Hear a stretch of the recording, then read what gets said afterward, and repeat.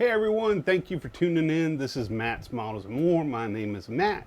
This is a channel dedicated to model making on the automotive side, and thank you for tuning in.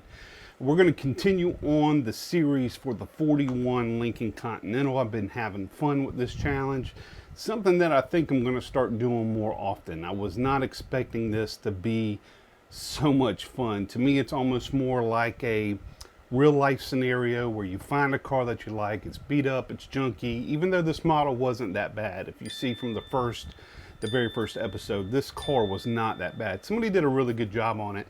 It was just dated, it was just old. So we completely stripped it down, took it apart, started all back over just like you would with a restoration. However, instead of restoring it, I have reconstructed it. And what I mean by that is if you've been following along, you know we've dropped it all the way down to the ground as if it's got airbags. And I wanted it to sit like if it's at a car show and somebody let all the air out and it's sitting there so people can come look at this beauty. The series has thrown in some things and tips, so you definitely want to go back and see those, such as the velour convertible top. I probably will end up doing a separate video on how to do that. Had a lot of questions about that, not only on Facebook when I posted the picture of it, but on the video as well. So I will probably do a later video where I show how I do that and where I get the materials, because it's been mass hysteria for some reason about that velour top. I thought it was something that people have done before. I didn't realize it was going to be that popular. But there's other tips and tricks in there too, and some cheat codes as far as getting the car to look the way you want. So you'll see those cheat codes in this video, actually, one big one. So we'll continue on with that. We'll be right back.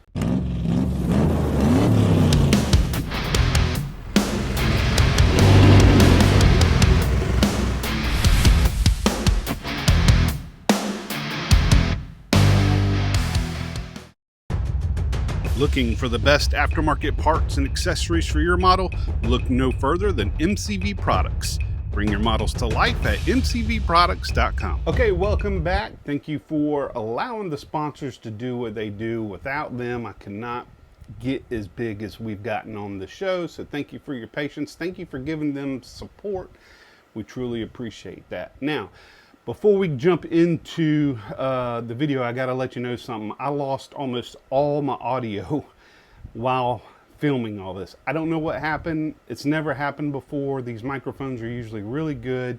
I don't know if I didn't cut it on. However, no matter what happened, no audio, so I'm gonna do a voiceover. So that's something a little different. That's not something that I normally do, so just know that's why. Second, huge show coming up, August 1st. I'm going to post a flyer up here. You're going to see it in the corner. Some other YouTube creators have also mentioned this, and also if you follow certain groups on Facebook, you'll see that they've been posting this as well. This show, I think, had over 400 models in it last year, and it was their first time doing it, and it was an awesome show. Definitely something you need to go to. Take the information down that's on this flyer. I'll also put the information in my description so you can get the address and the times and dates and all that stuff. But this is a show you don't want to miss. They actually already had to change venues because last year was so big and so crowded. It was overwhelming and it was unexpected, and honestly I expected it from them. I know how Jamie Bowen works, and I know he's a perfectionist and he wants everything to be done right, and he strives so hard to make sure that that happens. So the show you definitely want to see, so definitely go to that show. I love those guys, love that group. Y'all have done a great job with the show, so be there, all right? So remember, voiceover, let's jump into it. Okay, before we jump into the actual working on the car, this is where, just like the last video, I wanted to kind of show you about where we're at. We're almost to the point where we can start painting this bad boy. I had to do some fixing on the body, some stuff that I missed, and that's the whole point of doing your primer. You can prime multiple times, especially if you use a good solid primer like Mr. Surfacer 1000, Mr. Surfacer 1500, Those things make a big difference. So I was able to find where there were some issues at, and that's where you can see all the fixing. So we'll do another coat of primer. I've got all the chrome stuff chromed and sitting out of the dust. It is in a cover. It's actually in my dehydrator, but it's not on. Because just so you know, this is a huge tip. If you use something like Fusion Firm, put it in dehydrator with it on, you will actually turn that chrome gray or silver, especially Fusion Firm. I have not tested anything else, but Fusion Firm's really bad. It's happened to me multiple times, so learn from my mistakes. So this is where we're currently at. We'll work backwards from the video, so let's go. Okay, here we go. I'm going to dust this bad boy off with the anti-static Tamiya brush. Always a good idea, whether it's before priming or before painting. Definitely gives you the best finish. So we're going to spray this real quick. I'm using the, as I said earlier, the resurfacer. It is the 1000, and to me it's the best that's out there. It just covers very nicely. It covers evenly and flat, and it doesn't hide all your details.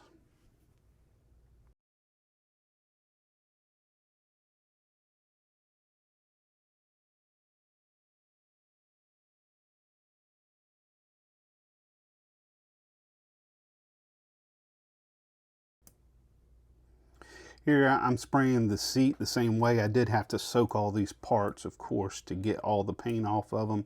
Doing the interior, I'm going to do the hood. Just did the seats. It's just something, there's the dash, just something that I needed to get everything that I completely stripped covered. So that way I can do what I need to do as far as finding dents, scratches, and all that good stuff. So here's what it looks like when it's completely done. I go ahead and put it all together. I do a quick look over, just making sure that everything was covered. Then I'm also looking to see where there might be some issues. I already see one, for instance. I absolutely hate this. They put these seats way too close to the steering wheel. So if I put the steering wheel in here, you've got to have the skinniest legs in the world to drive that car.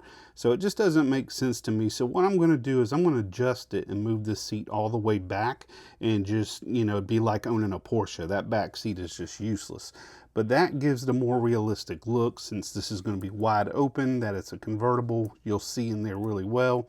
But the issue with that is I'm also, well, before we get to that, I'm also going to cut off the automatic column shifter on the steering wheel, the column itself, and I'm going to convert this into a 5-speed, since it does have that Boss 429 in it. So thought that'd be a little different too. Not very often you see a 41 Lincoln Continental with a floor shifter. So going to do that, and push that seat all the way back and just make it look a little better that way. And I just think that's the way to go.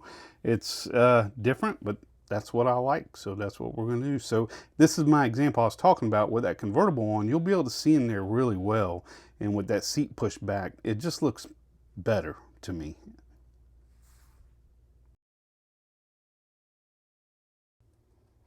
So I am going to need to notch out, they have those L-shaped molds on the floorboard, and there is a line of glue that goes across from the previous builder. I need to get those out and sand all of that down.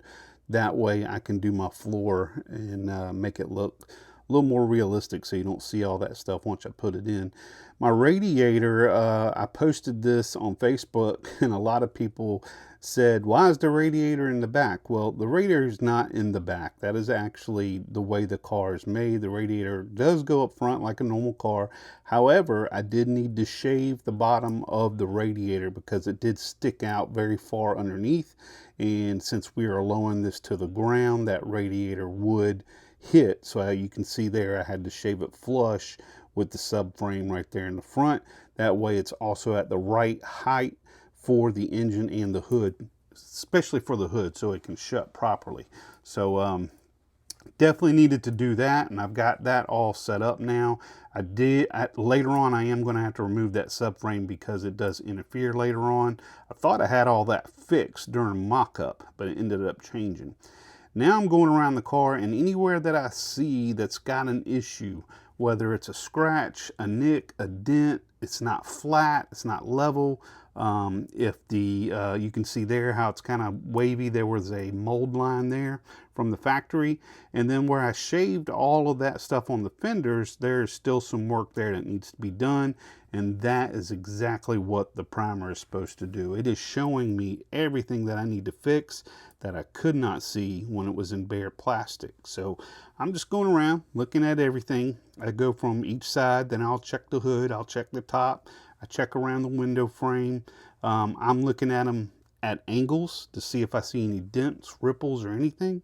I am going to put a hood ornament on there. I did find some, so I've got those coming in the mail. Hopefully they'll be here before the next video. There's another area right there at the headlights. Now, I did miss recording the headlights. I cut those out, and I wanted to show y'all that, but all I did, honestly, is use a brad point bit, which is a very fine tip that can give me the perfect centering, and drilled those out with a drill bit. So nothing extravagant, but I am, as I said, I'm going to lay those back, fill them with bare metal foil, and then put the lens on there so it's got that nice sleek look. And we're going to continue on here looking for any issues. That hood has been giving me a lot of issues. The fitment is just not very good. I have to keep taping it down. Same as the other side, that mold line right there is really bad. And the previous builder thought he had it fixed as well, and I thought I had it fixed, and it's still showing its ugly self, so we're going to get that fixed. Couple areas there when I was doing the panel line, of course I scribed and the knife jumps. No matter how good you are with that, sometimes it happens. Same as the other side on these fenders, they did not come out perfect, so I am going to make those perfect because I wanted them completely flat and just really show itself off, especially since the front fenders are just as big as the rear. Trunk does have an area right here on the right side. Again, that is where my knife jumped. I tell you, no matter how many times you do it, it can still happen. And I go as slow and precise as possible, but it still happens. I'm not going to worry about the area where the spare tire is because the tire is going to cover right over it. I know that's cheap and cheating, but I'm going to glue that thing in and it's never going to come off. So not worried about making that perfectly smooth. Where I put those tail lights or the bumper brackets, those filled in really well. I was proud with the way that worked out. So now what I'm going to do is I had an idea for tail lights, and I've changed my mind 4 or 5 times. Those used to be the fender lights, but I filled those holes in and took those off, and I thought, why not turn these sideways? And I just used some Mod Podge there just for temporary. This looked kind of cool to me. It was nice and low, and all I did was turn them sideways to give it that teardrop effect, but sideways. And I was just gonna paint them red and put some resin over them so it looks like tail lights. And y'all tell me what you think about that, if that's something, because I also had an idea to put some Cadillac bullet style tail lights in there, and I've got my buddy Steve Birch, he's actually mailing me some, and I was going to two on each side, but not side by side. I was going to do them up and down, so one on top of the other right there above the fenders. So I'm still debating on this. If I don't use those bullet style tail lights, I'll just give them back to Steve because he's kind enough to send those to me. Now, if you haven't used these before, I'll put them in the description. I was very impressed with these cheap acrylic markers. They cover so well and they have such a nice tip on them. I've been on a quest. You know, I use AK markers and I love them, but they are expensive. These right here, I'm always looking for the cheaper alternative, not only for me, but for y'all as an audience to help y'all out. But I found these, actually I got to give credit to my wife. She found them because she doesn't just do model cars. She will do actual figurines, and she's always looking for great markers, and she took a chance on these and she said, wow, you got to look at these, and look at this. I mean, it's even covering in gloss, which I don't really want, and I thought it was going to dry matte, but it did not. It's actually pretty glossy. So that's a black acrylic marker in gloss, and it covers so well. Now I did do 2 and 3 coverages on this one just because I was going through it pretty quickly, but I did go back over it with the AK flat because I wasn't happy with a radiator being that shiny. I know back in the day they probably were, but I did not want mine to be that shiny, so that's what I did. Now here's what I was talking about with the steering column. I am cutting that automatic shifter off just to make the steering wheel, first of all, look better inside the dash area, and plus because I'm adding the floor shifter. And y'all put in the comments if you think that was a mistake, because I was waiting for someone to go, why in the world would you have a shifter on the floor on a giant 41 Lincoln Continental? Guys, I am a strange one, and I love it. I want people to look at it and go, what was he thinking? So right here, I'm just cleaning the column up. I just wanted to make sure it was nice and flat, so when I put my glue on the steering wheel, it will hold properly.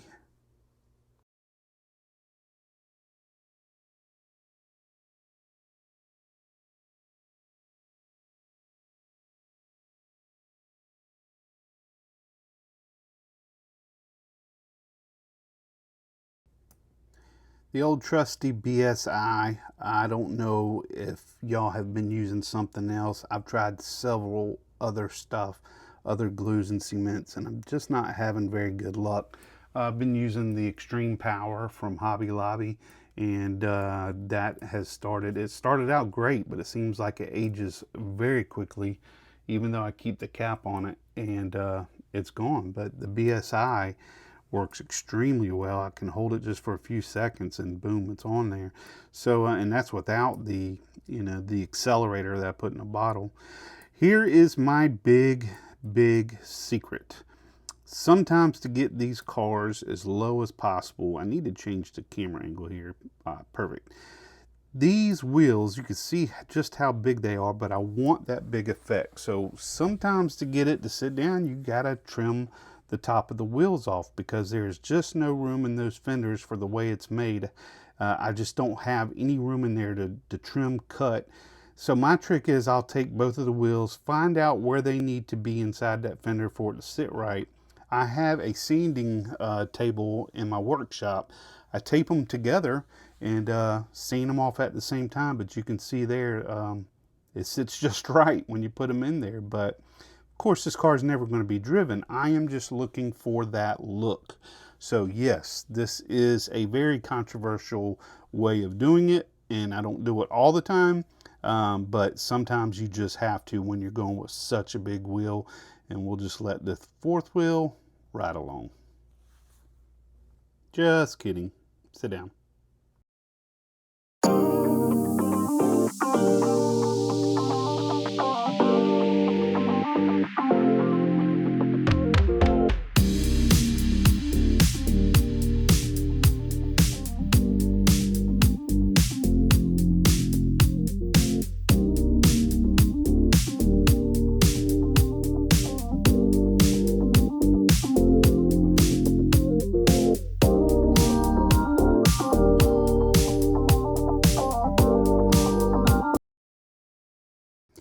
Here is my spray out card using Tropical Glitz Champagne. That is over black, gray, and white. I think I'm going to go with the white. As you can see in just the right light, that's the color, and I absolutely love that color. So to keep the theme going of that color with those same markers, I found something that's almost identical to it, and I'm going to use that to actually do the steering wheel, the actual wheel itself. I thought that, a little different. It will be a little blingy because I'm going to have the champagne on the outside, the dark velvet velour roof, and then we're going to have the champagne steering wheel, and then of course the inside of the steering wheel is going to be chrome as well. So we're going to have some bling in this thing, and as I said from #1 video, the first episode, is that we wanted to go full out gangster on this one, which I have not done yet. So this is fun.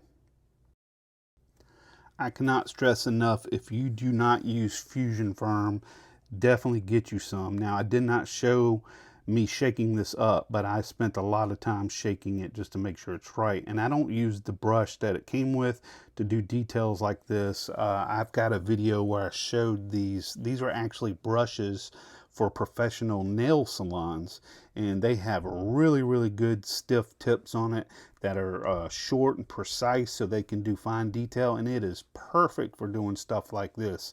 So one, get the Fusion Firm. Two, get you on Amazon. Just look up professional nail salon brushes, and you'll have lots to choose from.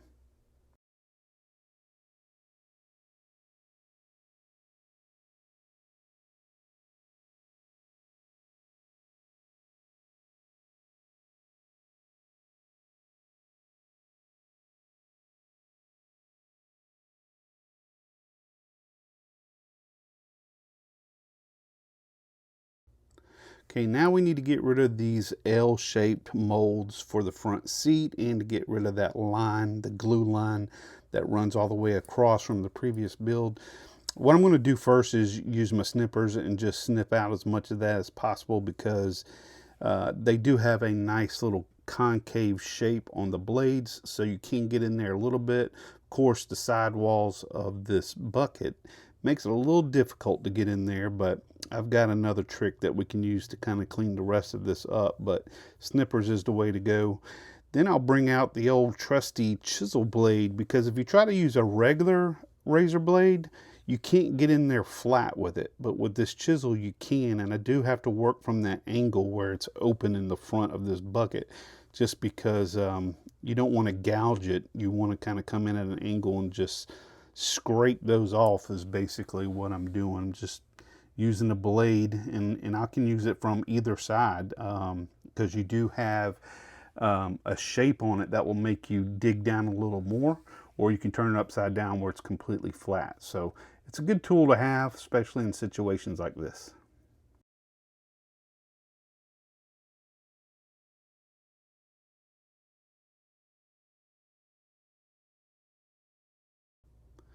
Okay, and this is the last part. We're going to sand all that down with 180 grit.